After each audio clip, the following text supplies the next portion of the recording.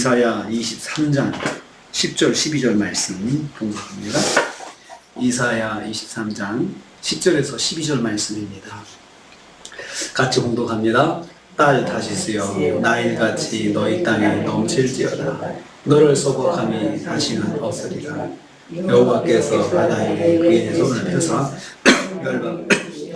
여호와께서 가나안에 대하여 명령을 내려 그 견고한 성들을 무너뜨리게 하시고 이르시되 너 학대받는 처녀딸 시도나 내게 다시는 희락이 없었으니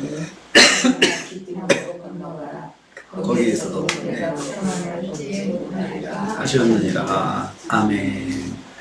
오늘 말씀은 계속해서 두로의 몰락이 주변 나라들에게 미칠 영향에 대해서 말씀하는 것을 내용으로 하고 있습니다. 하나님께서 두로를 심판하시자 두로와 관련된 모든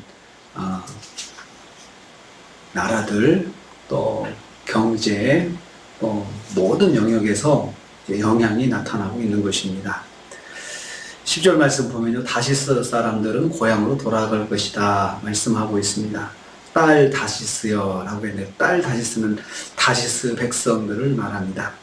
마치 다시스가 하나님의 백성인 것처럼 오해할 수 있는데요, 이 말은 다시스 백성들에 대한 표현입니다. 너희 땅에 넘칠지어다 라고 했습니다. 그래서 넘친다 라는 말은 건너가라 라는 뜻입니다. 그러니까 딸 다시스 백성들은 너희 땅으로 건너가라. 나일같이 풍성하게 나일강에 강이 넘쳐가지고 있는 것처럼 그 백성들이 그쪽으로 이제 몰려간다는 것입니다.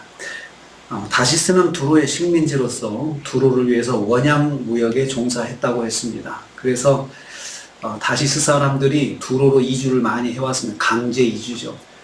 두로 사람들은 편하게 앉아서 다시스 사람들을 일을 시키면서 무역의 수익을 얻었습니다. 그래서 두로가 굉장히 나라는 적지만 도시국가 같은 면모를 가지고 있지만 경제적으로 지중해에서 경제 강국을 이루고 있었다고 했습니다.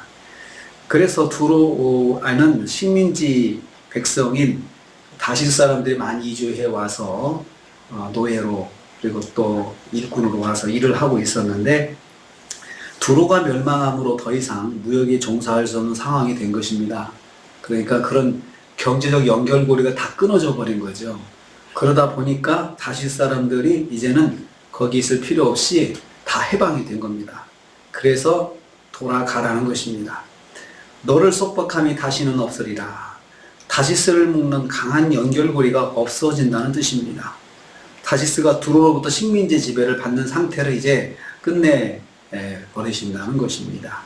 두로의 멸망은 다시스의 자유를 가져왔습니다. 이걸 보면서 하나님께서 국제 질서를 다시 재편하시는 그런 모습을 여기서 보여주고 있습니다. 11절 말씀 봅니다. 여호와께서 바다 위에 그의 손을 펴셨다라고 했습니다.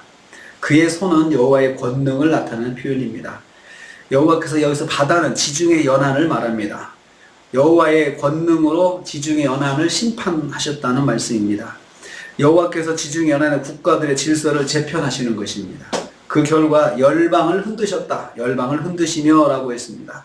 왕국들을 부들부들 떨게 만드셨다는 뜻입니다.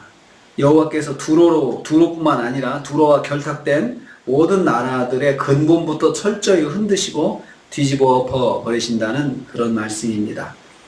여호와의 권능으로 국제 질서가 뒤집어진다는 것입니다. 역사를 통해서 볼 때 하나님께서 한 나라의 흥망성쇠를 주관하시면서 국제 질서를 재편하시는 그런 것을 보게 됩니다. 그래서 오늘날에도 하나님께서 국제 질서의 재편의 그러한 상황은 하나님께서 이끄시는 것입니다. 그래서 보면 새로운 나라들이 또 일어나고 열강들이 또 무너지게 되고 국제적으로 다시 질서가 다시 세워지는데, 가만히 생각해 보면 도저히 일어날 수 없는 상황이고 정말 사람이 억지로 한다고 해도 만들어낼 수가 없습니다. 그런데 옆에서 이렇게 가만히 보면 저렇게 안 하면 나라가 설 텐데, 저렇게 하면 나라가 힘들 텐데, 이런 생각을 하는데 그것이 생각대로 안 되는 거예요. 상식적으로 돌아가질 않는 게 저는 그게 하나님의 역사라고 생각을 합니다. 그래서 하나님께서 그렇게 두로를 멸망시키고 또 바벨론도 멸망시키고 한다는 것입니다. 이 두로를 보면서 느끼는 것이 한 나라의 경제, 이 두로가 경제 대국이 되는 것은 나라가 커서가 아니고 군사적으로는 바벨론이 큰 힘을 발휘했지만 경제적으로는 두로가 세상을 당시 세계를 영향을 미쳤습니다. 하나님께서 그렇게 해 주신 것이죠. 그런데 그런 복을 받았을 때 교만하고 하나님을 멀리하고 하나님 욕되게 하고 이런 삶이 누적이 되면 하나님께서 계속 쌓아 놓으셨다가 그냥 한꺼번에 다 이렇게 뒤집어지게 만드시는 거죠. 바벨론이 멸망하면서 두로의 경제적인 영향력이, 그러니까 바벨론이 있었기 때문에 두로도 경제 강국을 이룰 수가 있었는데 그 힘이 없어지니까 두로는 군사력은 없었거든요. 그러니까 자연스럽게 그 영향을 받아서 도미노처럼 다 무너지게 되는 것입니다.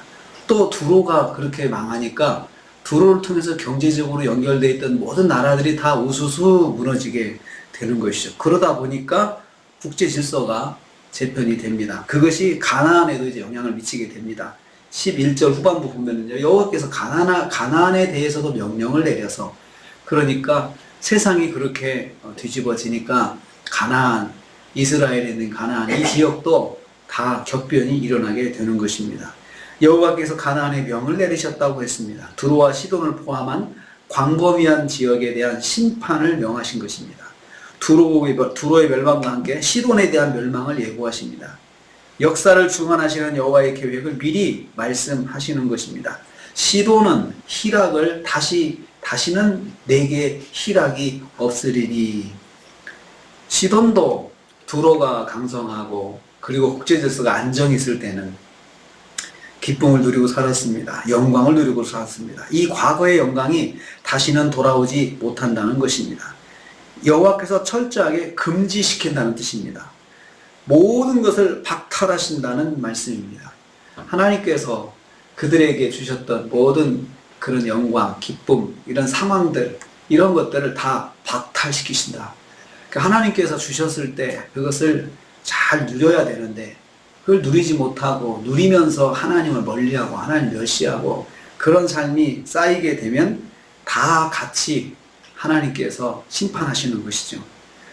그들이 난리를 피해서 기띔으로 도망한다 했습니다. 그렇지만 그곳에서도 환난을 피하지 못하고 안식을 누리지 못한다 했습니다.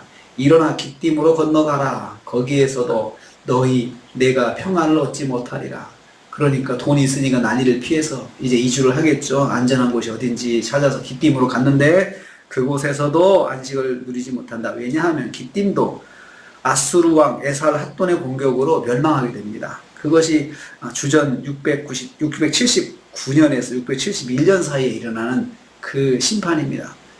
그러니까 아수르가 쳐들어와서 다 그 지역을 평정을 하는데 그때 안전하게 도망갔다 생각했던 그 기띔에서도 평안을 얻지 못하고 하나님께서 철저하게 그 평안을 어디를 가든지 누리지 못하도록 박탈하신다는 것입니다. 그러니까 이걸 통해서 보면은 여호와의 권능으로 진행되는 심판은 절대로 피할 수가 없는 것이죠. 절대로 피할 수가 없습니다. 하나님의 심판은 절대로 피할 수 없고 한번 하나님께서 심판을 진행하시면 물르시는 게 없습니다. 그냥 그대로 하나님께 진행하시는데 경고하실 때 하나님께서 말씀으로 경고하실 때 그때 귀를 기울여야 됩니다. 그때 돌아서면 기회가 있죠. 그런데 우리가 본 것처럼 하나님께서 선지자들을 통해서 그렇게 경고하셔도 주변 나라들 또 이스라엘, 유다 말할 것도 없이 귀를 기울이지 않다가 하나님의 심판을 받게 됩니다. 오늘 말씀을 통해서 하나님께서 국제 질서도 재편하신다. 하나님의 방법으로 재편하신다.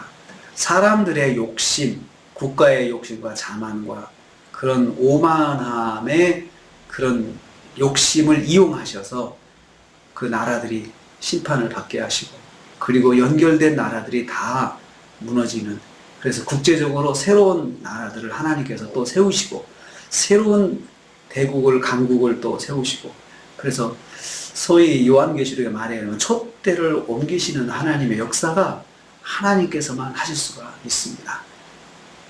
그래서 오늘 또 한 주간을 시작하는 저희들은 하나님께서 역사를 주관하시고 우리 개인의 역사, 한 나라의 역사, 세상의 역사, 우주 만물의 모든 섭리를 하나님께서 주관하신다는 그런 믿음을 가지고 한 주간도 하나님을 의지하고 붙잡고 또 승리하시는 저와 여러분 되시기를 주님의 이름으로 축복합니다. 기도하겠습니다. 아버지 하나님 감사합니다.